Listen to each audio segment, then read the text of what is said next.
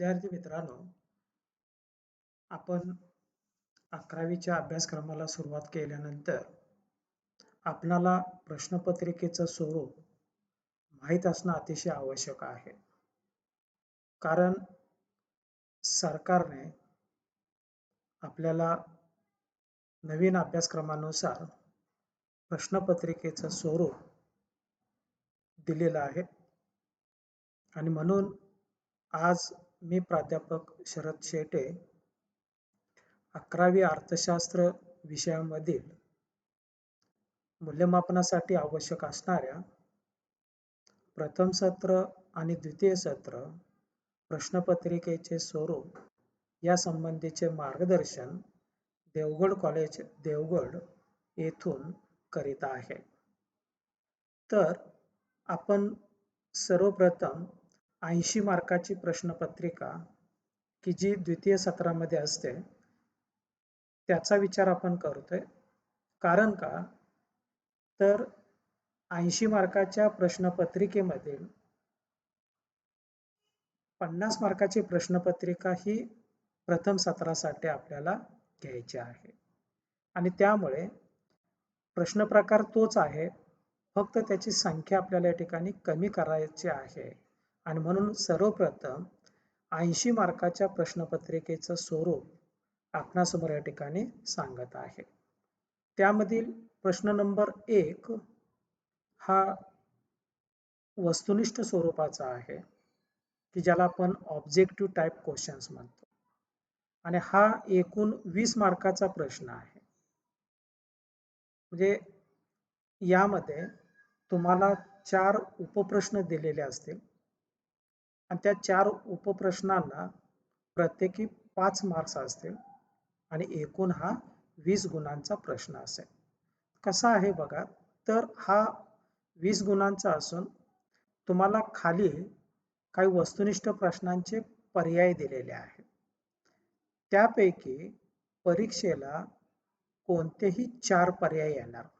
कोणते याचा अर्थ शिक्षकाने निवडलेले 4 उपप्रश्न. म्हणजे एकूण 8 आहेत. 8 पैकी 4 तुम्हाला विचारले जातील. प्रत्येकी 5 गुणांचा प्रश्न असेल. तो कसा आहे बघा, आता त्यामधला 1 नंबरचा उपप्रश्न असेल तर योग्य पर्याय निवडा. तुम्हाला प्रश्न दिलेला असेल, त्याच्या उत्तराचे पर्याय दिलेले असतील आणि त्याच्या खाली तुम्हाला उत्तराचे पर्याय दिलेले असतील. म्हणजे बघा की आपण असा या ठिकाणी तुमच्या पुस्तकामध्ये काय अनेक योग्य पर्याय निवडा द्यायचे प्रश्न आहेत. ते एकदा तुम्ही बघा.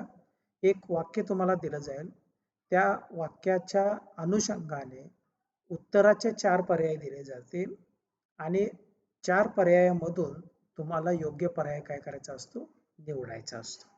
असा हा इथे सुद्धा 5 वाक्य असतील आणि 5 प्रत्येकी 1 गुण अशा 5 मार्काचा हा प्रश्न आहे. यातला प्रश्न नंबर 1 मधलाच दुसरा उपप्रश्न जो आहे तो सहसंबंध पूर्ण करा. म्हणजे तुम्हाला एक संबंध पूर्ण करून दिला जाईल आणि त्याचा विचार करून तुम्ही दुसरा सहसंबंध काय करायचा आहे, पूर्ण करायचा आहे. उदाहरणार्थ बघा, सूक्ष्म अर्थशास्त्र वैयक्तिक घटकांचा अभ्यास. मग पुढे तुम्हाला स्थूल अर्थशास्त्र दिलं जाईल आणि पुढे एक चौकट दिली जाईल. म्हणजे तुम्ही त्यामध्ये काय करायचं आहे, तो सहसंबंध पूर्ण करायचा आहे. हा सुद्धा या ठिकाणी तुम्हाला 5 वाक्य असतील, प्रत्येकाला 1 गुण असेल, असा हा 5 मार्काचा असेल. त्यानंतर तिसरा त्यातलाच उपप्रश्न आर्थिक पारिभाषिक शब्द लिहा. म्हणजे इकॉनॉमिक टर्म जी आहे ती इकॉनॉमिक टर्म या ठिकाणी तुम्ही फक्त द्यायची आहे. त्याला प्रत्येकी तुम्हाला 1 गुण मिळेल. उदाहरणार्थ बघा, गरज पूर्ण करण्याची क्षमता.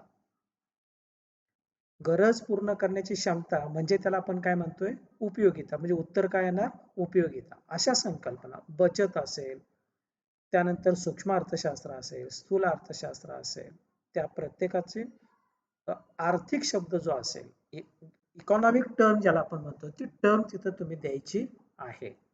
मग पैसा असेल, पैशामध्ये पुन्हा या ठिकाणी प्लास्टिक पैसा असेल, अशा प्रत्येकाची टर्म तुम्ही तिथे द्यायची आहे. चौथा त्यामधला उपप्रश्न आहे विसंगत शब्द ओळखा. तुम्हाला एक क्लू दिला जाईल आणि त्या क्लू मधून तुम्ही काय करायचं आहे, जो शब्द तिथे बसत नाही ते आपलं उत्तर असेल. उदाहरणार्थ बघा या ठिकाणी वस्तू पैसा, धातू पैसा, कागदी पैसा आणि बचत. आता इथे पहिले 3 शब्द आपण पैशाविषयी दिले, परंतु बचत हा पैशाच्या प्रकारामध्ये कुठे नसतो, म्हणजे तो काय झाला, विसंगत झाला. अशा पद्धतीने विसंगत शब्द ओळखा. त्यानंतर यामधील पुढचा उपप्रश्न आहे खालील विधाने पूर्ण करा. म्हणजे विधान तुम्हाला दिलं जाईल, ते विधान तुम्ही काय करायचं आहे, एक शब्द घालून तो पूर्ण करायचा आहे. तो सुद्धा सोपा प्रश्न आहे. नंतर आहे चुकीची जोडी शोधा. म्हणजे तुम्हाला दिलेल्या जोडी ज्या असतील त्यामध्ये चुकीची जोडी आपल्याला शोधायची आहे आणि त्याला 1 गुण या ठिकाणी दिला जातो. आणखी एक प्रश्न असा आहे की विधाने व तर्क प्रश्न शोधा.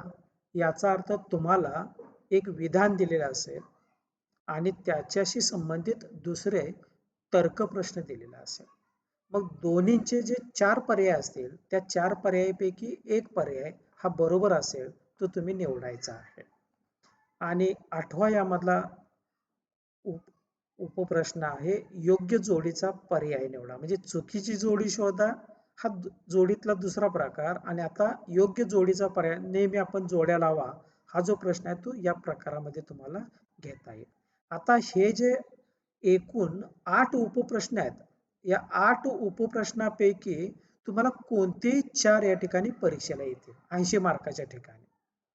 आणि प्रथम सत्र परीक्षेमध्ये यापैकी कोणतेही 2 तुम्हाला निवडा. म्हणजे योग्य पर्याय निवडा, सहसंबंध पूर्ण करा. योग्य पर्याय निवडा 5 गुण, सहसंबंध पूर्ण करा 5 गुण. मग हा 10 मार्काचा प्रश्न होईल. आणि 20 मार्काचा घ्यायचा असेल तर यापैकी 4 योग्य पर्याय निवडा, सहसंबंध पूर्ण करा, आर्थिक पारिभाषिक शब्द लिहा, विसंगत शब्द ओळखा. हे तर 4 घेता येतात. किंवा योग्य पर्याय निवडा, विसंगत शब्द ओळखा, विधाने व तर्क प्रश्न, चुकीची जोडी शोधा. असे 4 म्हणजे कोणतेही 4 तुम्हाला विचारले जातील 80 मार्काच्या प्रश्नपत्रिकेमध्ये. आणि 50 मार्काच्या प्रश्नपत्रिकेमध्ये तुम्हाला यापैकी 2च पर्याय शोधायचे आहेत आणि ते 5-5 गुणांचे असे 10 गुणांचे असतील. त्यानंतरचा प्रश्न दुसरा हा अतिलघुत्तरी स्वरूपाचा आहे आणि याच्यामध्ये आपण 2 भाग करतो. एक भाग आहे अ भागामध्ये काय आहे तर खालील उदाहरणातील संकल्पना शोधा आणि त्याचे स्पष्टीकरण करा. इथे बघा 2 उपप्रश्न आहेत आणि ते प्रत्येकी 6 गुणांचे आहेत. प्रत्येकी 6 गुणांचे म्हणजे अ हा 6 गुणांचा असेल, ब हा 6 गुणांचा असेल. तर त्यापैकी अ कोणता आहे तर खालील उदाहरणांच्या आधारे संकल्पना ओळखून ती स्पष्ट करा. इथे तुम्हाला 5 विचारल्या जातील, तुम्ही 3 सोडवायचे आहेत. त्याला गुण किती आहेत 6. म्हणजे प्रत्येक संकल्पना 2 गुणांच्या साठी असेल. म्हणजे 80 मार्काच्या प्रश्नपत्रिकेमध्ये. आणि यातला ब जो आहे तो काय आहे फरक स्पष्ट करा. हा सुद्धा 6 गुणांचा आहे. इथे तुम्हाला 5 फरक दिले जातील, तुम्ही किती सोडवायचे आहेत 3 सोडवायचे आहेत. आणि 50 मार्काचा जो प्रथम सत्राचा पेपर असेल त्यावेळेला इथे तुम्हाला 3 सोडवायचे आहे ते तिथे 2 सोडवावे लागतील. म्हणजे अ हा 4 गुणांचा असेल, ब हा 4 गुणांचा असेल, दुसरा प्रश्न हा 8 गुणांचा असेल 50 मार्कासाठी आणि 80 मार्कासाठी हा प्रश्न 12 मार्कासाठी असेल. अ 6 गुण, ब 6 गुण. प्रश्न तिसरा आणि चौथा हे लघुत्तरी स्वरूपाचे प्रश्न आहेत. आणि प्रश्न तिसरा कोणता आहे तर थोडक्यात उत्तरे द्या. खालील प्रश्नांची उत्तरे लिहा. इथे सुद्धा तुम्हाला काय केलेलं आहे बघा, एकूण तुम्हाला 5 दिले जातील, 3 सोडवायचे आहेत. एका प्रश्नासाठी किती गुण आहेत 4 गुण आहेत.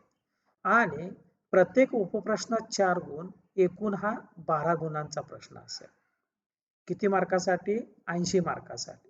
आणि जर 50 मार्कासाठी जर आपला यातला प्रश्न घ्यायचा असेल तर तो काय? खालील प्रश्नांची उत्तरे लिहा. तिथे तुम्हाला 2च सोडवायचे असतील. 4 दिले जातील, 2 सोडवायचे. हा किती गुणांचा होईल? 8 गुणांचा होईल. तसा प्रश्न क्रमांक 4 जो आहे हा थोडा तुम्हाला वेगळा आहे, तुमच्या दृष्टिकोनातून वेगळा आहे. हायस्कूल पर्यंत आपण कारणे द्या जो प्रश्न घेतला होता तोच हा प्रश्न थोडासा वेगळा या ठिकाणी विचारलेला आहे, की खालील विधानाशी आपण सहमत आहात की नाही ते स्पष्ट करा. म्हणजे या ठिकाणी तुमच्या स्वमताचं महत्व या ठिकाणी अधिक आहे. उदाहरणार्थ बघा या ठिकाणी की वस्तू विनिमय पद्धत आज यशस्वी ठरत आहे. वस्तू विनिमयाची पद्धत आज यशस्वी ठरत आहे. हे विधान तुम्हाला दिलं. तुम्ही काय म्हणू शकता इथे? मी या विधानाशी सहमत नाही. कारण वस्तू विनिमयामध्ये 2 ग्राहकामध्ये, 2 व्यक्तीमध्ये विनिमय होणे आवश्यक असते. 2 व्यक्तींच्या गरजा पूर्ण करणे आवश्यक असते. मात्र सध्या तशी स्थिती नसल्या कारणाने मी या विधानाशी सहमत नाही. म्हणजे इथे बघा, तुम्ही सहमत आहात किंवा नाही याला 1 गुण असतो आणि स्पष्टीकरणाला 3 गुण असतात. त्यामुळे इथे सुद्धा तुम्हाला 5 पैकी 3 सोडवायचे आहेत. आणखी प्रत्येक उपप्रश्नास 4 गुण असतील. एकूण हा सुद्धा 12 गुणांचा प्रश्न 80 मार्काच्या प्रश्नपत्रिकेत. आणि 50 मार्काच्या प्रश्नपत्रिकेमध्ये इथे आपण 2च सोडवायला सांगणार. म्हणजे तो 8 गुणांचा होईल. तिथे तुम्हाला 4 दिले जातील. 4 पैकी तुम्ही 2 सोडवायचे आहे. नंतर आपला क्वेश्चन नंबर 5 हा सुद्धा जरा वेगळा आहे, की तक्ता, आकृती आणि उतारा. तुम्हाला तक्ता दिला जाईल, तो पूर्ण करा, त्याच्या खालील प्रश्नांची उत्तरे द्या. किंवा तुम्हाला एक आकृती दिली जाईल, आकृतीवरून त्याचे विश्लेषण करायचं. किंवा तुम्हाला एक उतारा दिला जाईल आणि उतारखालचे प्रश्न तुम्हाला विचारले जातील. आपल्या पैसा या टॉपिकमध्ये एक उतारा आहे, तो तुम्हाला बघता येईल. आणि प्रश्न कसा विचारला जातो? खालील तक्ता, आकृती, उतारा अभ्यासून विचारलेल्या प्रश्नांची उत्तरे लिहा. हा सुद्धा प्रश्न प्रत्येकी 4 गुणांचा आहे. इथे तुम्ही सोडवायचे आहेत 3. 3 पैकी 2 प्रश्न सोडवणे. 3 पैकी 2 प्रश्न सोडवणे आणि प्रत्येक प्रश्नाला किती गुण आहेत? 4 गुण आहेत. इथे सुद्धा तुमच्या लक्षात येईल बघा, की 50 मार्काच्या प्रश्नपत्रिकेमध्ये सुद्धा हा प्रश्न जशाचा तसाच आहे. म्हणजे 3 पैकी 2च प्रश्न सोडवायचे आहेत आणि तुम्हाला 4-4 मार्कासाठी असेल. मग एक तक्ता दिला जाईल, एक आकृती दिली जाईल, एक उतारा दिला जाईल. किंवा इथे तुम्हाला तक्ता देत असताना विभाजन मूल्यामधील चतुर्थक, दशमक आणखी शतमक काढण्यासाठी या ठिकाणी तक्ता तयार केला जाईल आणि त्याच्या आधारे तुम्ही ते उदाहरण सोडवायचे आहेत.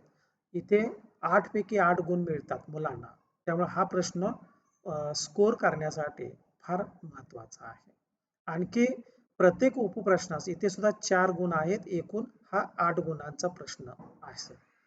क्वेश्चन नंबर 6 जो आहे आता हा दीर्घोत्तरी प्रश्न, की ज्याला आपण स्पष्टीकरणात्मक प्रश्नांची उत्तरे असं म्हणतो, सविस्तर प्रश्नांची उत्तरे असं आपण म्हणतोय. आणि हा तुमच्या दृष्टिकोनातून, कारण सध्या तुम्ही आता युवक भारतीमध्ये आलेला आहात, तुम्हाला आता डिस्क्रिप्टिव्ह प्रश्नांची उत्तर तुम्हाला लिहिता आली पाहिजेत, दीर्घोत्तरी उत्तर लिहिता आले पाहिजेत. आणि यासाठी या प्रश्नाची तयारी आपल्याला करायची आहे. इथे सुद्धा तुम्हाला 80 मार्काच्या प्रश्नपत्रिकेमध्ये आणि 50 मार्काच्या प्रश्नपत्रिकेमध्ये हा प्रश्न सविस्तर उत्तरे लिहा या स्वरूपाचा येईल. 80 मार्काच्या प्रश्नपत्रिकेमध्ये तुम्हाला 3 प्रश्न दिले जातील. तुम्ही 2 प्रश्न सोडवायचे आहेत. प्रत्येकी याला मार्क्स किती आहेत? 8 गुण आहेत आणि एकूण हा 16 गुणांचा प्रश्न आहे. एकूण हा 16 गुणांचा प्रश्न आहे. आणि 50 मार्काच्या प्रश्नपत्रिकेमध्ये मात्र इथे तुम्हाला 2 प्रश्न दिले जातील आणि त्यापैकी एकच प्रश्न सोडवायचा. याला गुण किती आहेत? 8. म्हणजे अशा पद्धतीने दीर्घोत्तरी प्रश्न सोडवणे हा तुमच्या दृष्टिकोनातून हा पहिला प्रयत्न असेल, मात्र त्याची तयारी जर चांगली केली तर याला चांगले मार्क्स या ठिकाणी मिळू शकतात. उदाहरणार्थ बघा, या ठिकाणी प्रश्न कसा येऊ शकतो, तर भारतातील पैशाच्या प्रकाराचे सविस्तर स्पष्टीकरण करा. हा प्रश्न तुम्हाला लिहिता येईल. किंवा वस्तू विनिमय म्हणजे काय, वस्तू विनिमयाच्या अडचणी स्पष्ट करा. हाही प्रश्न तुम्हाला 8 मार्कासाठी घेता येऊ शकतो. तर अशा पद्धतीने आपण प्रश्नपत्रिकेचं स्वरूप तुम्हाला सांगितलेलं आहे. आता बघा, प्रथम सत्र परीक्षेची जी काय परीक्षा जी आहे ती 50 गुणांची असते. आणि त्यामध्ये बघा, आता तुम्हाला पुन्हा मी प्रथवी सांगितलेलं आहे, प्रश्न नंबर 1 जो वस्तुनिष्ठ प्रश्न आहे, इथे तुम्हाला 2 उपप्रश्न असतील, ते प्रत्येकी 5 गुणांचे असेल आणि एकूण किती आहे, 10 गुणांचा प्रश्न आहे.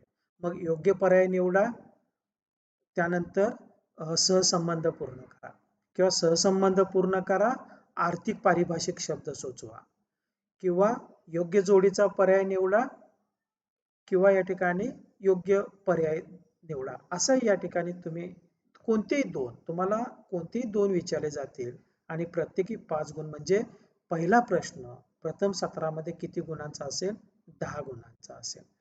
दुसरा प्रश्न जो आहे, दुसरा काय आहे, खालील उदाहरणामधील संकल्पना शोधा आणि ती स्पष्ट करा. काय आहे, फरक स्पष्ट करा. आता इथे तुम्हाला मात्र काय, प्रत्येकी तुम्हाला 2 सोडवायचे. किती सोडवायचे, 2. त्यामुळे 4 गुणांचा हा प्रश्न असेल, 4 गुणांचा असेल, 4 गुणांचा असेल आणि असा प्रश्न दुसरा हा एकूण किती गुणांचा असेल, 8 गुणांचा असेल. प्रश्न तिसरा जो आहे, कोणता प्रश्न आहे तो बघा, खालील प्रश्नांची उत्तरे लिहा. तिथे तुम्हाला प्रत्येकी 4 गुणांचा प्रश्न आहे, म्हणजे इथे तुम्हाला 4 प्रश्न दिले जातील, 2 प्रश्नांची उत्तरे सोडवायची आहेत, एकूण किती गुणांचा प्रश्न असेल, हा 8 गुणांचा असेल. तसाच प्रश्न चौथा हा सुद्धा कोणता प्रश्न आहे, तर खालील विधानाशी तुम्ही सहमत की असहमत आहात, आणि इथे सुद्धा तुम्हाला 4 वाक्य दिली जातील, तुम्ही 2 सोडवायचे आहेत, प्रत्येकी 4 गुण, एकूण हा 8 गुणांचा प्रश्न. प्रश्न 5वा हा कोणता आहे, तक्ता, आकृती आणि उतारा अभ्यासून त्याखालील प्रश्नांची उत्तरे लिहा. आणि म्हणून प्रश्न 5वा हा जसाच्या तसा जो 80 मार्काला आहे तोच इथे 50 मार्काला सुद्धा आहे. तुम्हाला इथे 3 दिले जातील, त्यापैकी तुम्ही 2 सोडवायचे आहेत, प्रत्येकाला 4 गुण, एकूण किती गुणांचा प्रश्न आहे, 8 गुणांचा प्रश्न आहे. आणि प्रश्न 6वा हा दीर्घोत्तरी, ज्याला आपण सविस्तर उत्तरे लिहा. इथे मात्र तुम्हाला 2 दिले जातील आणि तुम्ही 1 सोडवायचा आहे, आणि त्यामुळे हा 8 गुणांचा प्रश्न होईल. मग ते आता बेरीज तुम्ही करू शकता. प्रश्न 6 8, प्रश्न 5वा 8, प्रश्न 4था 8, प्रश्न 3रा 8, प्रश्न 2रा 8 आणि प्रश्न नंबर 1 10. म्हणजे 8 अधिक 8 अधिक 8 अधिक 8 अधिक 8, म्हणजे 8 गुणांचे हे 5 प्रश्न आहेत, म्हणजे 8 पंचे 40 आणि हा 10 गुण, म्हणजे एकूण तुमची प्रथम सत्र परीक्षेची प्रश्नपत्रिका ही किती गुणांची असेल, 50 गुणांची असेल. सुरुवातीला सुद्धा मी तुम्हाला चाचणी, प्रथम सत्र परीक्षा, दुसरी चाचणी, द्वितीय सत्र परीक्षा आणि 20 गुणांची अंतर्गत मूल्यमापन चाचणी असेही तुम्हाला या ठिकाणी दिलेलं आहे.